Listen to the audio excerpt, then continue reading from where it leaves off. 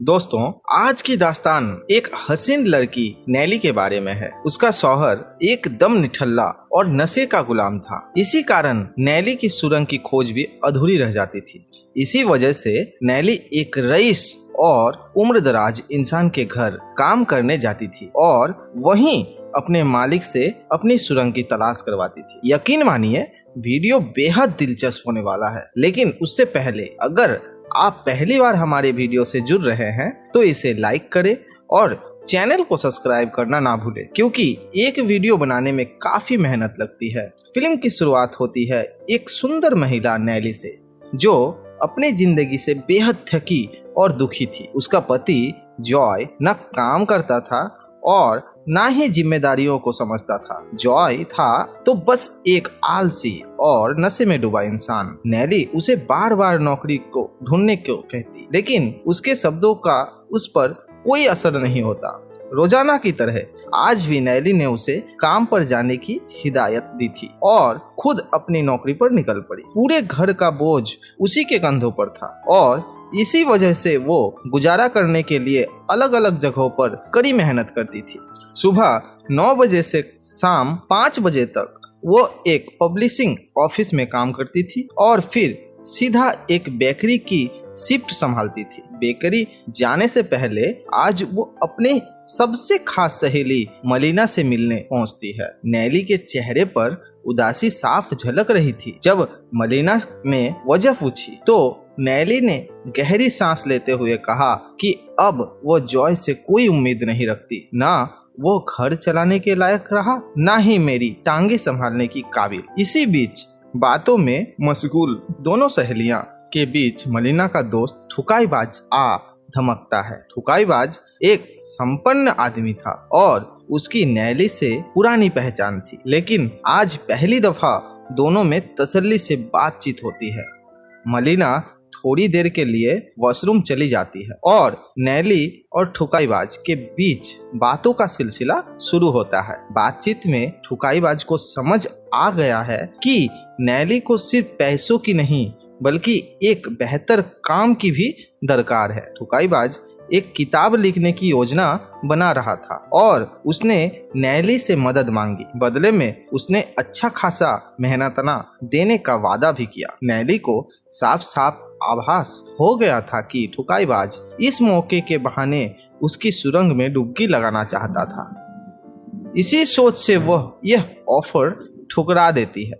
कुछ देर बाद मलिना वापस लौटती है और फिर दोनों सहेलियां ठुकाईबाज को अलविदा कहकर निकल जाती है। रास्ते में मलिना नैली को बताती है कि कुछ बरस पहले ठुकाईबाज उसका लवर हुआ करता था, लेकिन अब बस दोस्ती ही रह गई है। मलिना से थोड़ा वक्त गुजारने के बाद नैली बेकरी पहुंचती है और अपनी ड्यूटी में जुट जाती है। लेकिन अगली सुबह जब वो पब्लिशिंग हाउस पहुंचती है तो उसे मालूम चलता है कि उसे नौकरी से निकाल दिया गया है। हालात बेकाबू हो चुके थे और अब नैली को काम की बहुत सख्त जरूरत थी।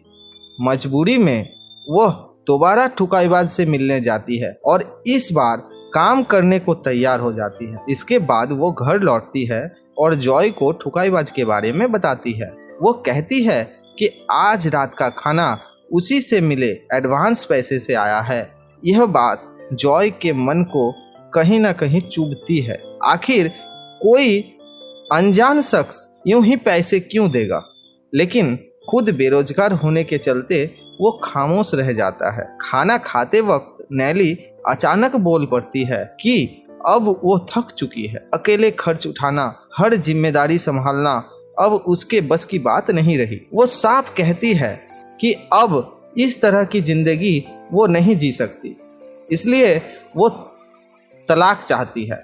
जॉय उसे रोकने की कोशिश करता है, लेकिन इससे नैली और भी टूट जाती है।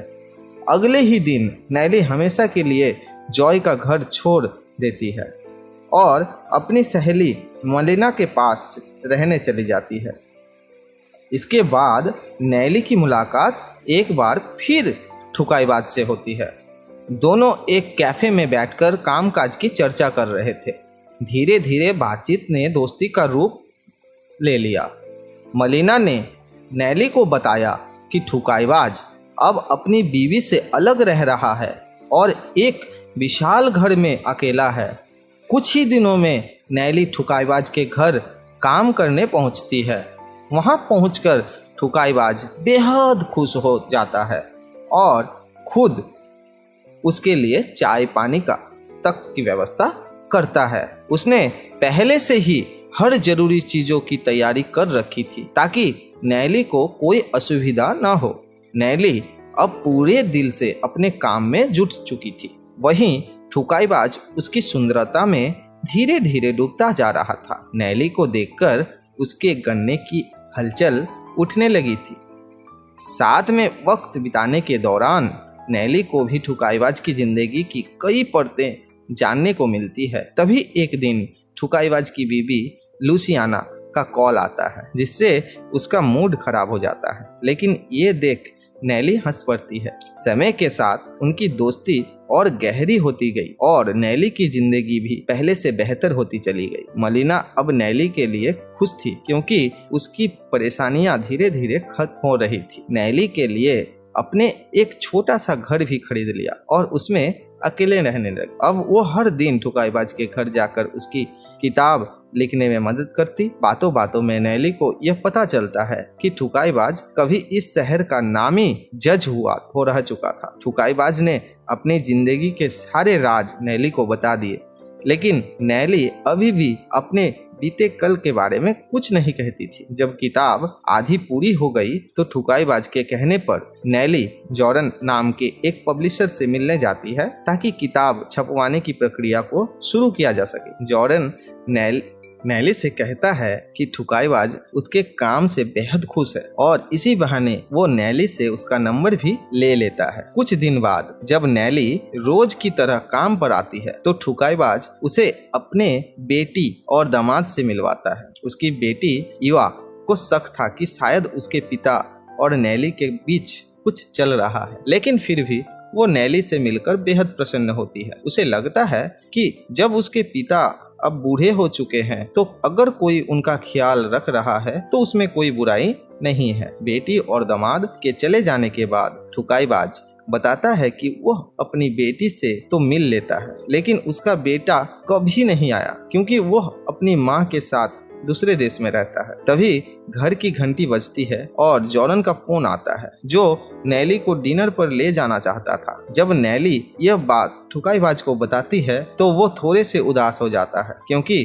अब वो नैली को पसंद करने लगा था, मगर अपने एहसास जाहिर नहीं कर पा रहा था। ठुकाईबाज के घर में नेथन नाम का एक लड़का भी था जो काम करता था, जो किताबों को देख रेख करता था। नैली की दिलकश अदाओं से वो भी खींचता चला जा रहा था और नैली को भी यह बात समझ आ गई थी। रात को नैली जॉर्डन के साथ डिनर पर जाती है। दोनों के बीच काफी बातें होती है। असल में जॉर्डन अक्सर उसी बेकरी में आता था जहां नैली काम करती थी और वहीं उनकी पहली मुलाकात भी हुई थी। दोनों को एक दूसरे में काफी दिलचस्पी तो थी, मगर कभी खुलकर बात नहीं कर पाए। अगली सुबह जब नैली ठुकाईबाज के घर पहुंचता है तो वो पिछली रात के डिनर के बारे में पूछता है और नैली भी बिना संकोच सब कुछ बता देती है। यह बातें सुनते ही ठुकाईबाज के दिल में जलन उठती है। उसे लगने लगा कि शायद नैली कभी उसकी नहीं हो सकेगी। तभी अचानक उसकी पीठ में तेज दर्द उठता है। नैली जल्दी से मदद को दौड़ती है। वो सोफा साफ कर रही है और उसे लेटने देती है, फिर अपने नरम हाथों से उसकी पीठ दबाने लगती है ताकि उसे सुकून मिल सके। ठुकाईबाज को कई सालों बाद पहली बार किसी लड़की का छूना महसूस हुआ जिससे उसका हैंडपंप जाग उठा, मगर वो चाह कर भी कुछ नहीं कर पा रहा था। उसी रात वो नैली को डिनर पर लेकर जाता है। होटल बेहद लग्जरी था और ठुकाईबाज ने जो खाना ऑर्डर किया था वो भी काफी हाई क्लास था।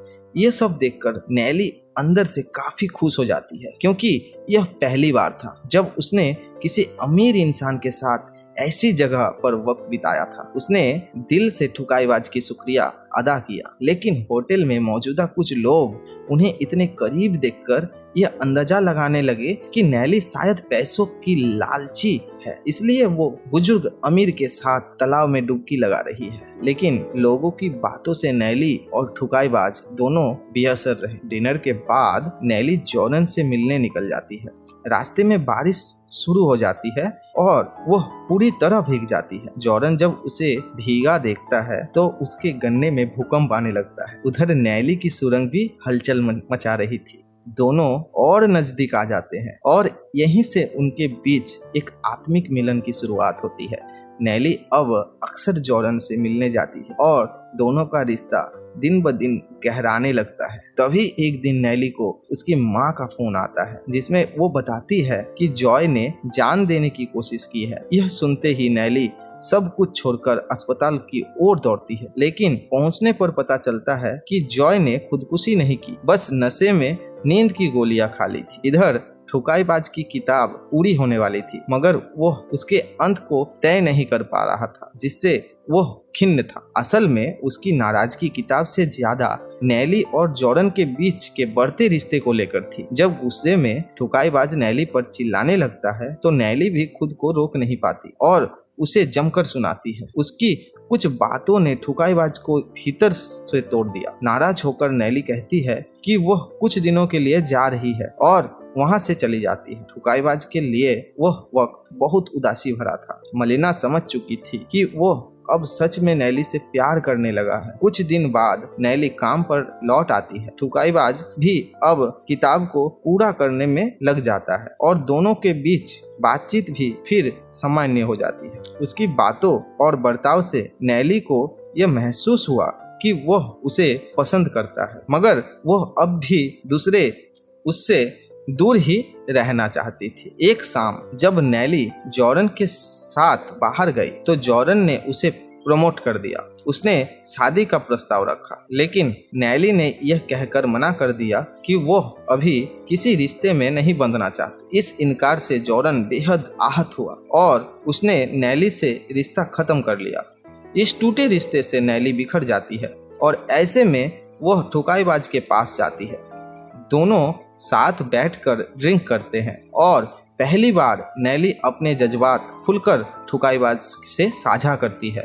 वो कहती है कि अब वो प्यार से डरने लगी है, उसे फिर से टूटने का डर सताता है। उस रात नैली ठुकाईबाज के घर ही रुक जाती है। देर रात वो चुपचाप उसके कमरे में आता है और उसे सोते हुए देखने लगता है, लेकिन फिर खुद को रोक नहीं पाता और उसे छूने की कोशिश करता है। तभी नैली की आंख खुल जाती है, मगर हैरानी की बात यह थी कि वह नाराज नहीं हुई, बल्कि उसका हाथ थाम लेती है। उस रात दोनों खुले दिल से सुरंग में धमाके करते हैं। अगली सुबह ठुकाईबाज की पत्नी लुसियाना उससे मिलने आती है। दोनों बैठकर लंबी बातचीत करते हैं और उन्हें एहसास होता है कि आज भी उनके बीच कुछ एहसास बाकी है। कुछ वक्त जब नैली वहां आती है तो उसे पता चलता है कि ठुकाईबाज अपनी पत्नी के साथ बेटे से मिलने जा रहा है। रवाना होने से पहले वो अपनी अधूरी किताब की पब्लिशिंग की जिम्मेदारी नैली को सौंप देता है।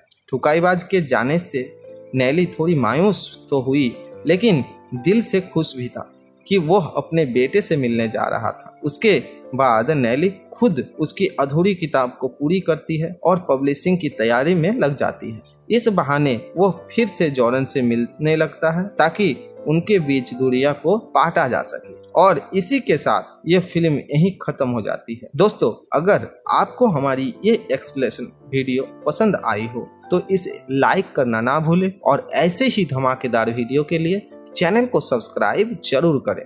मिलते हैं किसी और नई कहानी में, तब तक के लिए बाय बाय, टेक केयर।